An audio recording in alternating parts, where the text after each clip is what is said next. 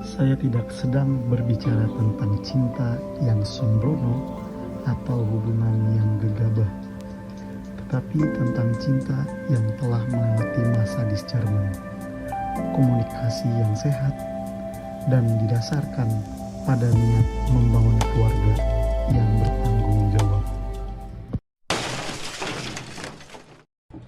Saya pernah mengenal sepasang kekasih yang benar-benar saling mencintai, dan mereka merencanakan untuk hidup bersama.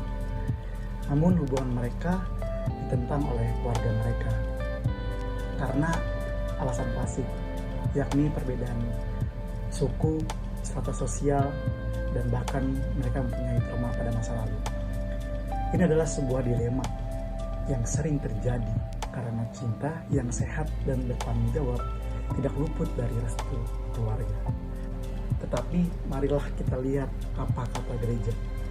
Dalam kitab hukum kanonik, Kanon 219 mengatakan, semua orang berhak atas kebebasan dalam memilih status hidupnya.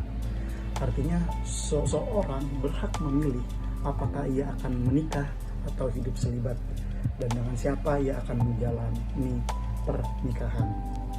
Tentu kita tidak boleh menyepelekan peran orang tua, tetapi kita juga harus sadar bahwa dalam ajaran gereja, keputusan untuk menikah adalah hak pribadi yang sangat sakral.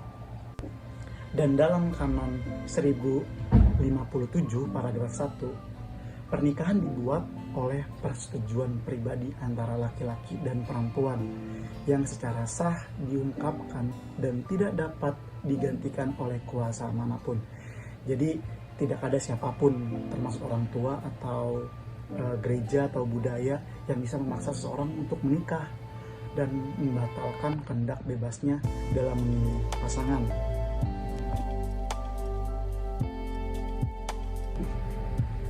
Tentu, hal ini tidak mudah. Di satu sisi, kita ingin setia pada pilihan hidup dan pasangan yang kita yakini tepat. Di sisi lain, kita tidak ingin memutus hubungan dengan keluarga. Disinilah peran komunikasi yang penuh kasih dan kesabaran sangat penting. Sebagai anak, kita dipanggil untuk menjelaskan keputusan kita dengan rendah hati, namun tegas. Bukan melawan, tetapi meyakinkan, bukan memaksa, tetapi membuka hati. Sebaliknya, orang tua juga perlu membuka diri terhadap realitas baru, bahwa anak-anak mereka bukan hanya milik keluarga, tetapi milik Tuhan yang punya panggilan unik. Dalam Kanon 1135, suami dan istri memiliki hak dan kewajiban yang sama sehubungan dengan segala sesuatu yang menyangkut kehidupan perkawinan. Artinya, pernikahan adalah relasi dua pribadi yang saling melengkapi dan berjalan bersama.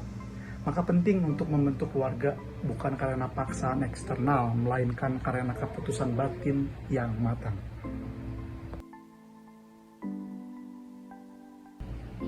Saya percaya keluarga seharusnya menjadi tempat yang subur untuk pertumbuhan iman, bukan tempat yang mengekang kehendak baik. Dalam Kanon 226 paragraf kedua, orang tua memiliki kewajiban dan hak untuk mendidik anak-anak mereka secara Katolik.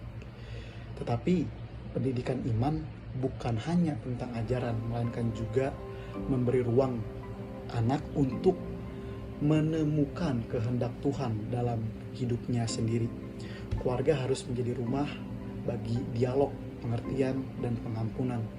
Bukan tempat di mana cinta diuji dengan prasangka, atau di mana iman dicampur aduk dengan tradisi tanpa dasar kasih.